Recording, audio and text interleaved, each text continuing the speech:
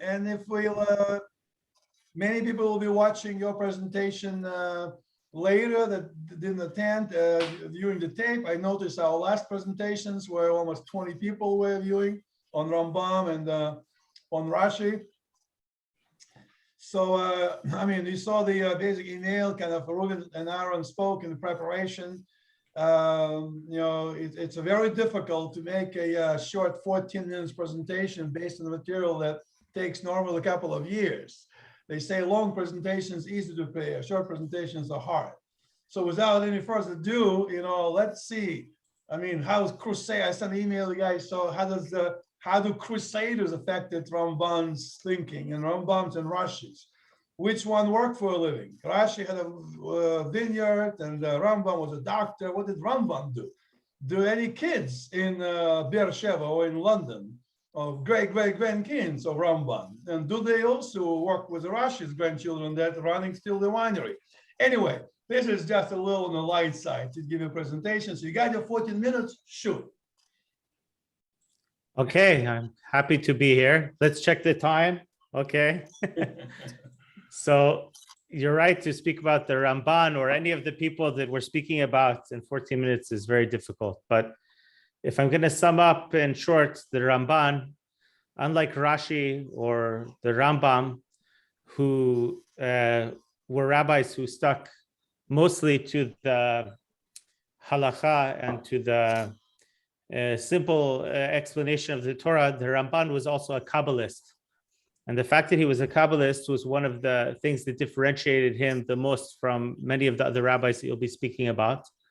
But let's not get ahead of ourselves. Let's start. The RambaN was born in what today is Spain, what at that time was called Catalonia, in Girona, in 1194. So we're talking about, he was born after the end of the first crusade, which ended in 1187. And he studied Halacha and Gemara and everything according to the school of the French rabbis of Provence in the south of France. And he studied Kabbalah according to a pre-Zoharic school of Kabbalah, which is known as the school of the Shmitot, which is a whole topic of its own that could have many lectures about. But keep in mind that the RambaN was teaching and studying Kabbalah before the printing of the Zohar. So it could be that he had some access to some of these traditions and texts, but he didn't have he certainly couldn't quote the Zohar because the Zohar wasn't yet revealed. You asked what did he do for his occupation. So his students, the Rashba, and also Rabbi Yitzchak Demin Akko, who was his student in Akko and Eretz Yisrael later in his life, both mentioned that he worked for his livelihood as a doctor. So he was also a physician. And you can see some instances of him referring to his medical knowledge in his commentary on the Torah. For example, when the Torah speaks about Reuven bringing the dudaim, these flowers to his mother, and then the wives of Yaakov Avinu negotiating over who gets the night with him, and using the dudaim as a negotiating tool. So the RambaN tries to identify what are the dudaim, and he quotes Rashi and he quotes other opinions. And then he identifies it as the plant that today most researchers identify as the dudaim, which is the mandrake. But he says, I've studied the mandrake, and although the fruits have a beautiful look and smell, and they look like apples and they smell beautifully, I can't imagine anything. I can't say that. Sorry, he says that. And even though they do have, the root does have an opinion, it does have a property to increase fertility, we should not say that our mother got pregnant as a result of the mandrake. She got pregnant only because of the miracle. So he speaks about the properties of the mandrake in fertility, and he says, he speaks about medical books that mention it, and what he's found in the Chokhmat HaRefuah, and then he brings his Torah opinion. So we see from this example and many other examples that he knew the medical books and was involved in medicine. He actually uses the words lo betivam ela He speaks about the Sifrei HaRefuot. So the Ramban is also very well known for his commentary on the Torah. This is probably the book that he's most known for, his commentary on the Torah, which is printed in any Mikrot Gedolot. And if you look at the commentary of the Ramban up against the commentary of Rashi or Ibn Ezra or others, you'll see that Rashi might give a couple of lines on a verse, and the Ramban might give a whole page on the same verse. So he goes much more at length, and in his commentary on the Torah, he doesn't take an approach which is only in one direction or the other. For example, Ibn Ezra is the most extreme as far as trying to stick to only the rational pshat, and he's even willing to reject the Talmud and the rabbis of the Talmud in order to stick to the most rational explanation possible. Rashi, on the other hand, has complete deference to Chazal and to the Talmud, and he stays very, very close to the explanations that are found in the Midrashim and in the Talmud, but he doesn't delve into anything Kabbalistic. The Ramban, in his Pirush on the Torah, he mixes both the writings of the rabbis in the Talmud and the Midrash. He mixes also his knowledge of geography and of the sciences the way they were at that time. And he also mixes in Kabbalistic ideas. And often he starts to explain Kabbalistic ideas in just a few words. And then he says, I can't say more than this. If you understand, good. And if you don't, I can't go any further. This is the amount that is permitted to me to reveal. He actually later added some paragraphs into the Hakdama of his Pirush on the Torah, where he says, don't try to dig too deeply into my Kabbalistic explanations. If you had these secrets passed to you by your teacher, then you'll understand them on their own. And if you didn't, trying to delve into them will just confuse you, and better to basically disregard them. Some rabbis, in general, the later rabbis considered the Pirush of the Ramban to be of the highest caliber. For example, Rabbi Chaim Mivolozhin, who was a student of the Vilna Gaon, says that anyone who studies the Chumash with Rashi, but doesn't afterwards study the Ramban, is like someone who studies the Gemara with Rashi without afterwards studying Tosfot. He felt that the Pirush of the Ramban is critical to proper understanding of the Torah. Similarly, the Khatam Sofer wrote that this book is a foundation and a root in the Jewish faith, the Pirush of Ramban on the Torah. Now, what's very interesting about the Pirush of the Ramban on the Torah, and I as a tour guide find this especially interesting because it's connected to the history of Eretz Yisrael, is that we know that later the Ramban, and we'll get to this soon, when he made Aliyah, he made Aliyah to Eretz Yisrael. And so later in life, he was living in Jerusalem and at some point also in Akko. And when he got to Eretz Yisrael, after seeing the geography of the land, seeing the realia here, he re-edited his entire commentary on the Torah with the new knowledge that he had gained from being in Eretz Yisrael and seeing the places for himself. And he made a list of 134 changes that he sent back to Spain to have included in subsequent printings of his Pirush on the Torah, which shows his real, almost like scientific sense of intellectual honesty, academic honesty, that when he received new information, it was crucial for him to revise his opinion. Two examples that stick out of this, very much to me as a tour guide. One of them is that when he came to Akko, he found a shekel coin from the time of the temple.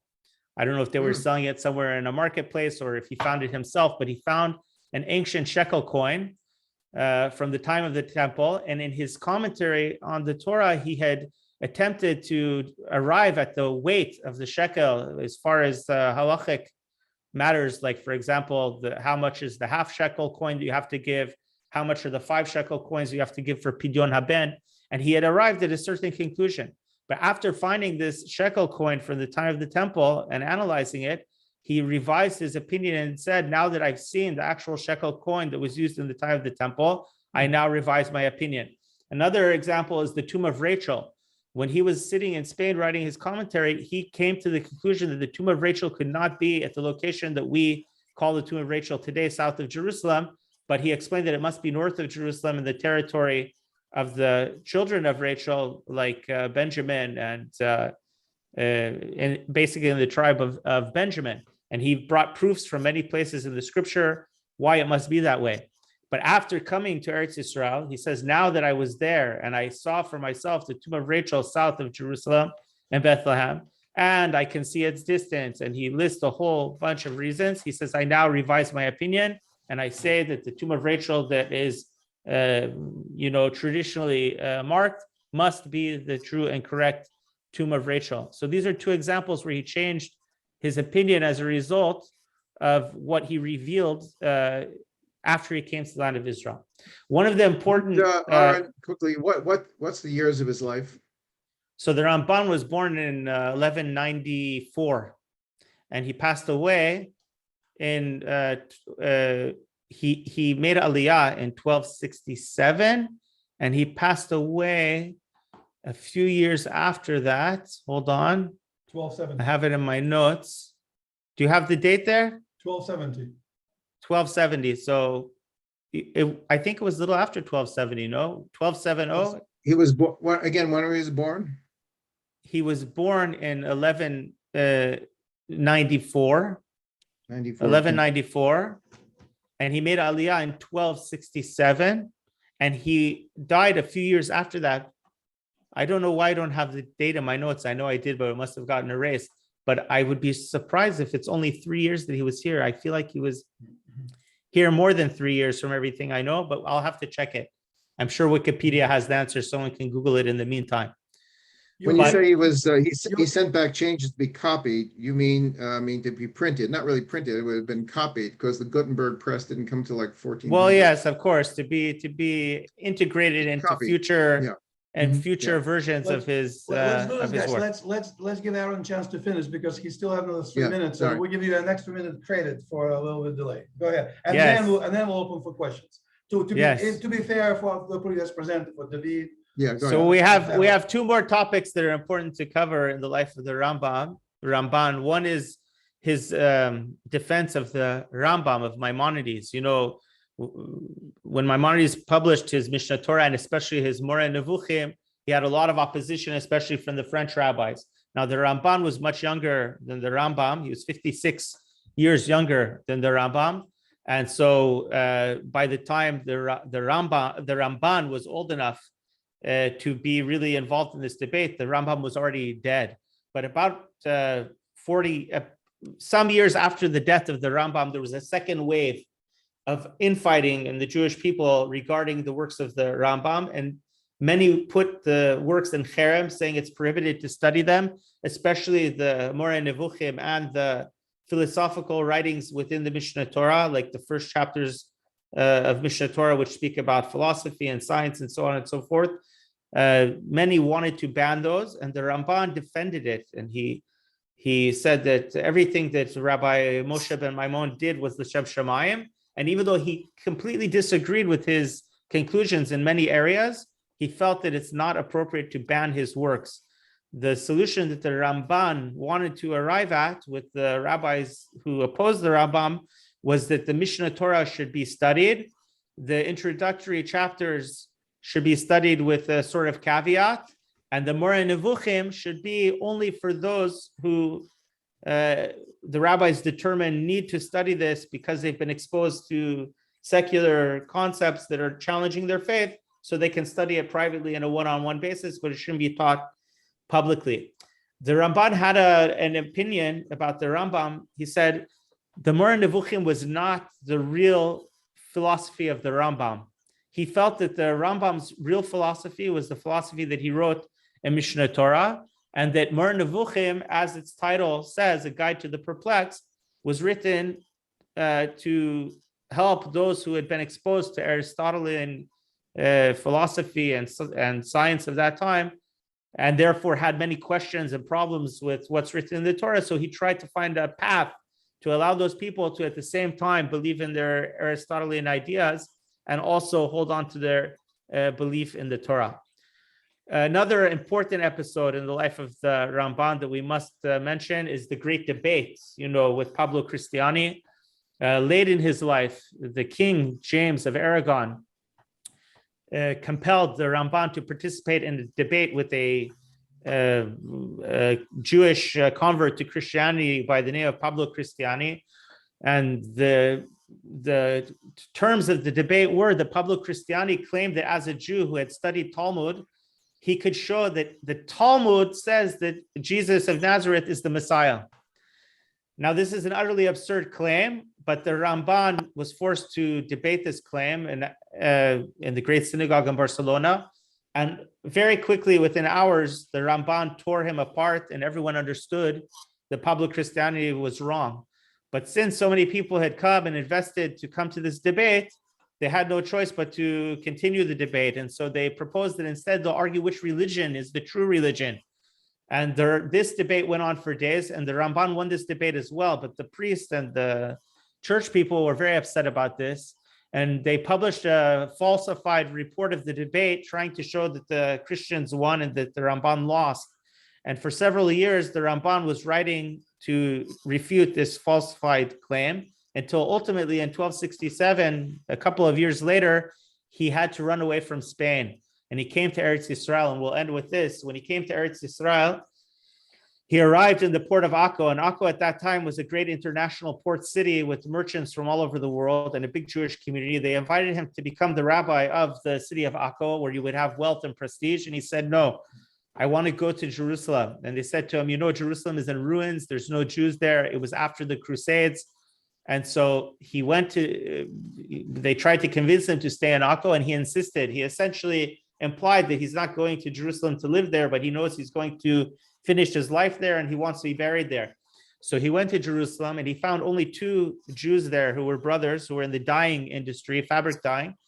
And he purchased the location, which is the RambaN synagogue, which exists till today. And he gathered these 2 Jews, and he gathered more Jews from outside of Jerusalem. He borrowed a Torah scroll from the Jewish community in Shechem, and he put together a minyan, and he started the Jewish community in Spain after over 100 years that there were no Jews in Jerusalem since the first crusade. And that Jewish community that he established, that Sephardic Jewish community, continued for 700 years until 1948 in the War of Independence, when the Jews were expelled from Jerusalem, and the RambaN synagogue was demolished down to its foundations by the Jordanians, only to be rebuilt after it was liberated in 1967. I think with that, our time is up, no? Aaron, perfect timing, right on time. Do we know where RambaN is buried? There are different theories about it. Some say in Hebron, some say in Akko, but really nobody knows for sure where he's buried. And it's excellent. We had, so now from Rashi to RambaN, there was that presentation. It's open for comments, questions, gents. Okay, so biography here that he asked to be buried in Tiberias. And this that's Maimonides. That's Maimonides. Yeah. Not RambaN. RambaN is Nachmanides. Right. Okay. Right. So hello, Aaron. I'm David. Hi, Mandy. Hi, everyone. Ruben, John, and Lev. I did the presentation on RambaN on Maimonides a couple of weeks ago, and so I just wanted to ask you, because I still have not read the writings of Nachmanides. So I just wanted to ask you, what are the key points in which Nachmanides disagreed with Maimonides? So, in general, Nachmanides took a much less rationalistic, deterministic kind of approach than the Rambam. Yes. The Rambam is known as the great, rationalist in a way, and shies away from anything supernatural. Doesn't deny the supernatural, but certainly takes it as his last kind of approach. RambaN is a Kabbalist, and I would say that the real worldview of the RambaN is the Kabbalistic worldview. That's to him, that's the Chokhmat HaEmet. That's the true core of reality. And he integrates pshat and remez and drush and also sciences and secular knowledge all into the Kabbalistic framework. So he's really looking at it from a more spiritual approach first, I would say, than Rambam. Does he ever mention the Zohar? The Zohar was not yet published until sometime after Okay. after the passing of the Ramban. Right. Does he mention ideas of the Zohar? Does he know the Sefirot? And The Sefirot are not from the Zohar. You have the Sefirot in pre-Zoharic works. And so, yes, he knows the Sefirot.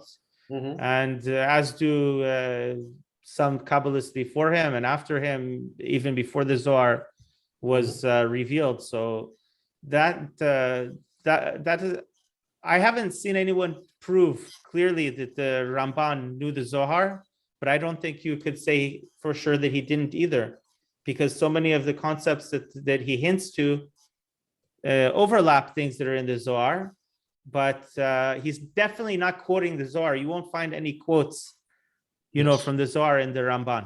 Does he quote or does he mention other known works like Bahir, Sefer HaBahir, Sefer Yetzirah, Sifrut HaEchalot? I've certainly seen places where he mentions Sefer Yetzirah. I don't know if he mentions Sefer Bahir. In the Pirush on the Torah, he certainly mentions Sefer Yetzirah. I don't know about the Bahir. Right. When you say Sifrut HaEchalot, in general, the system of Kabbalah that he and his school adhered to, which is called the Shmitot system of Kabbalah, has a lot in common with the Sifrut HaEchalot from the time of the Second Temple and shortly after. And it also, very interesting, has some parallels to some of the literature and the Apocrypha, like the book of Sefer Yovlim, Jubilees, which is based on a whole concept that the world is divided into periods of 7 years and 50 years. And so these Kabbalists, they see the whole, one of the great students of the Ramban is a Kabbalist by the name of Rabbi Yitzchak Demin Akko.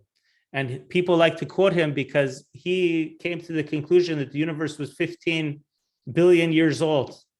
And the way that he came to Rabbi Yitzchak Demin Akko, based on the concept, the Kabbalistic concept of the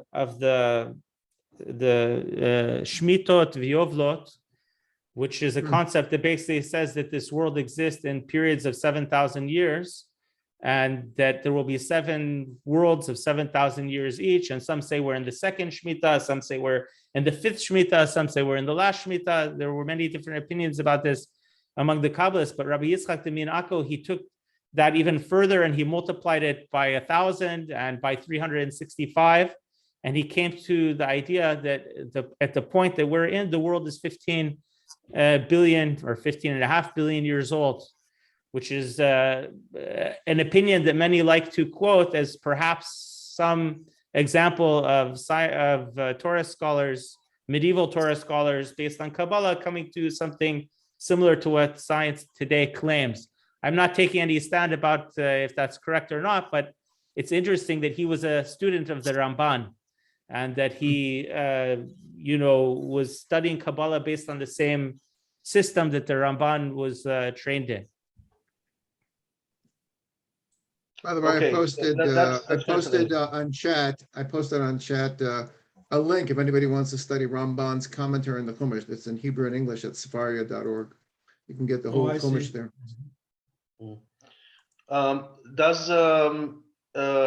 I missed the first few minutes of your presentation, Aaron. So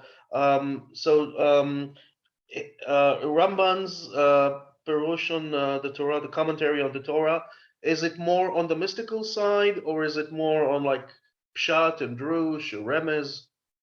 Yeah, it's really Pardes, it's Pshat, Remez, Drush, and Sod. I mentioned that unlike Rashi, like, for example, the Ibn Ezra, he sticks to the utter Pshat, like everything has to be as rationalistic as possible. And he's even willing to reject the Gemara and the Midrashim and Chazal in order to come to completely rationalistic explanation of the Torah. Rashi is very sticks very much to the Midrashim and to Chazal. The Ramban integrates everything. He integrates rational concepts. He integrates Kabbalah. He integrates Midrashim. He integrates scientific ideas, medical ideas, geography, and so on and so forth. But I would say that the Kabbalah is is his real viewpoint, and he's integrating everything into it. Right. So when you say rational, do you mean rational or do you mean literal? What I mean is that Ibn Ezra, Ibn Ezra, as well as the Rambam, don't like anything supernatural. They go out of their way whenever possible to avoid any explanation that would require something supernatural. Yes. Not because they don't believe that God could, in theory, do something supernatural. I don't think that either Ibn Ezra or the Rambam denied that God split the sea and so on and so forth.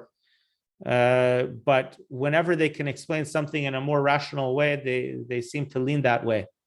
Rashi doesn't care. Rashi, whatever Chazal say, that's the way it is. He doesn't care if it's supernatural or not. If it's rational, I would say to some extent he doesn't care even if it fits with observable reality. Rashi, as a tour guide, when we study Rashi on the Torah, when it comes to anything to do with geography, Rashi's geography is completely divorced from reality. He puts Beit El, no, seriously, he puts Beit El in Jordan of today, for example. Oh. He places things in places that have no connection to reality.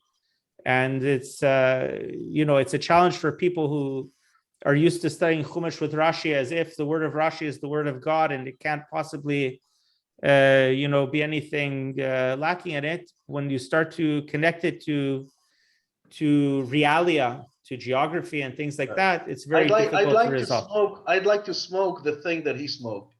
I wouldn't say such a thing, but you should know that the Ramban had utter respect for Rashi.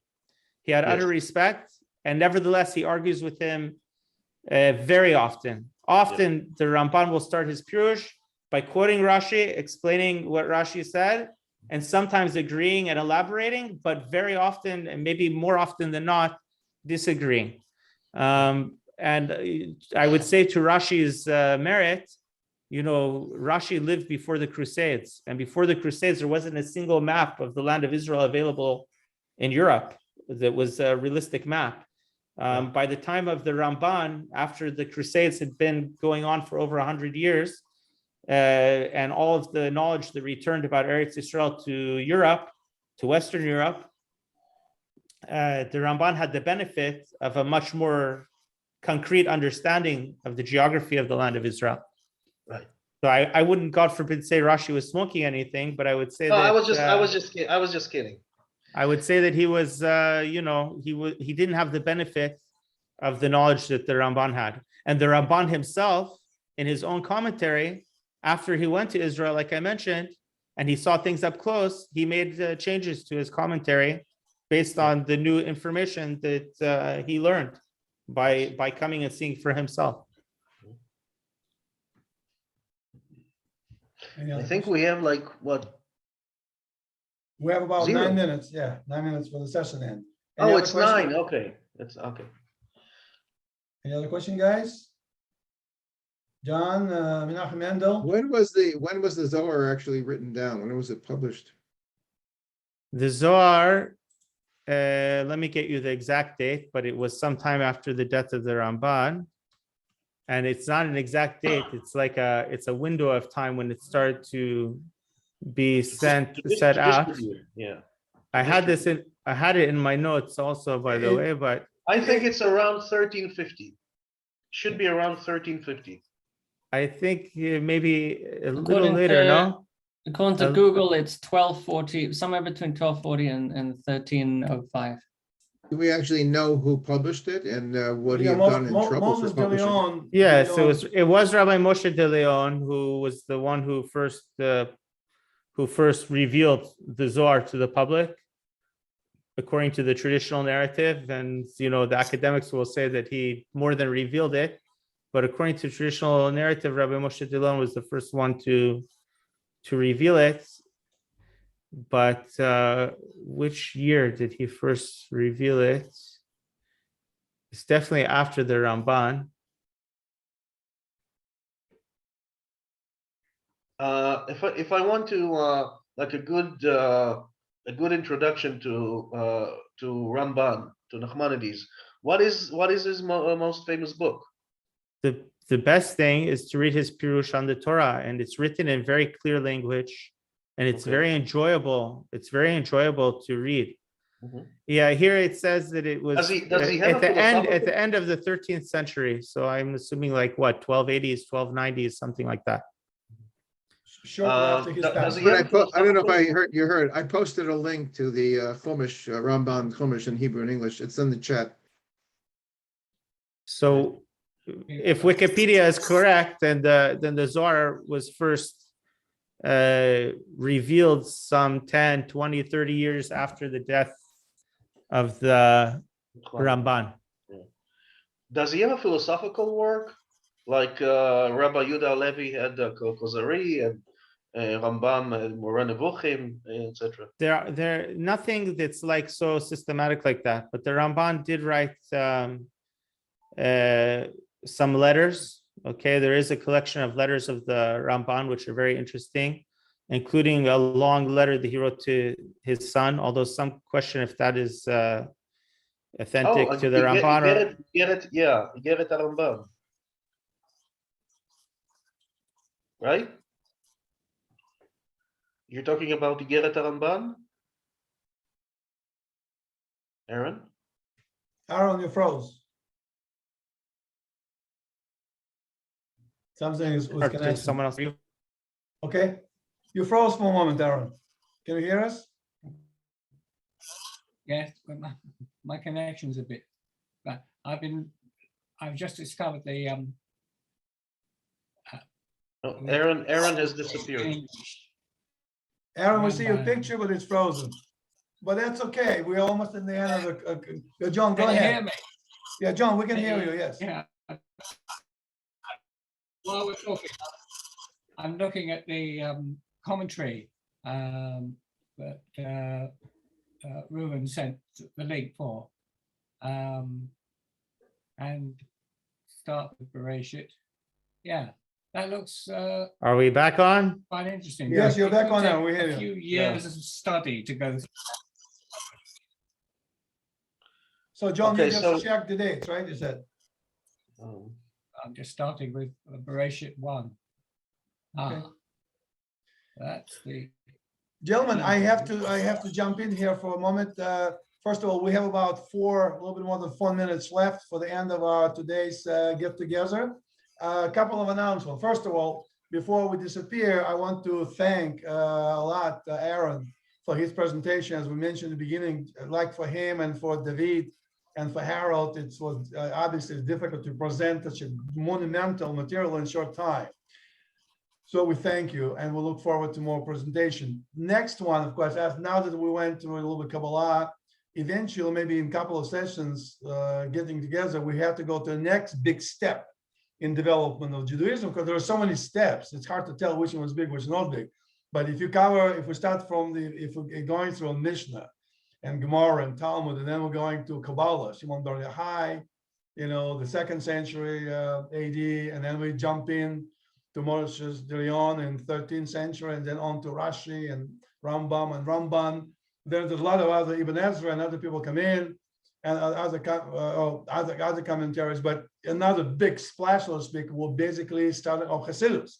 So we'll go to we jump to 1698.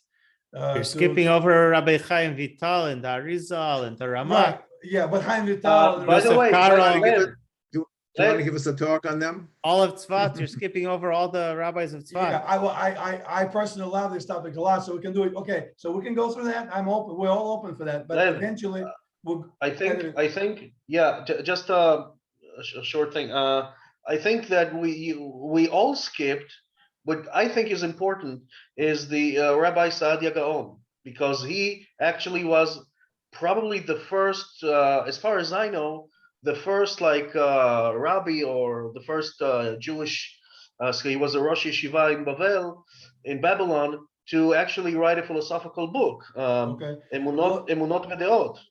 Okay, thank you, David. Let's do this because we only have now 2.5 minutes and I want to finish kind of announcement. So that's what I wanted to bring on. Let's think about what you guys want to hear next. And a couple of ideas just floated around, obviously. Do you want to jump as far out into the 698 of Baal Shem Tov, or do you want to come back and cover cover other people? I don't want to mention any particular names. Now, the next thing also, next Tuesday in our regular meetings, I'll happen to be traveling, Mizrach Hashem, to US to see the family for a month. And that's on Tuesday, I should be on the plane. So we have two options. One, we can wait till the following Tuesday. I'll be in America, but I can Zoom. Or you guys get together and chat and without necessarily me being there. I'm not that important. If you want to do that, let me know. I mean, maybe somebody will, maybe David or Mandy, whoever wants to do it, take over control over Zoom and a password. You can log in and chat. That's fine. I mean, why not? So if you guys want to do it, you would like to do that, so you can continue like Tuesday, you can talk. Somebody maybe can record, whoever will be taking control of the session can record it too. Yes, no, maybe. I don't know. I think we need you, Lev. No? I mean, you need RambaN and RambaN, not just a little for me. Who am I? Would like to hear about some of the Tiferius, Rabbanim, Vital and so forth, and maybe Sadia Gon also. Before we get, like in order, so then we can get to the Baal Shem Tov. Yeah, but let's decide for next Tuesday, 8 o'clock Israeli time. Do you guys want to give in? Listen, don't give me an answer right now. Just think about it. In Judaism, it's better to think about it and sleep on it. We want tickets and join you on the plane. Can you send us tickets? Well, actually, do you give me an idea? Maybe on the plane this day they do have Zoom connection, no? No? I can't do that. No. Well, you have internet. Usually. You have internet. I don't know if it's strong enough to do Zoom, but The idea would be interesting for Zoom from internet with a group. But anyway, think about it. So anyway, let's do this. So we either see. Thanks, Aaron. We Nice either see presentation. next time at next Tuesday at 8 or Tuesday after 8. If somebody wants to try, just let me know. 20 Thank seconds you, left, Aaron. gentlemen. Have a great week. Shabbat Tov. Have a safe thank trip. you, Aaron, so much. We'll talk more. We'll probably God go bless bike ride everybody. with you Good night. before I take off. Good night, gentlemen. Bye-bye. Thank you Good so night. much.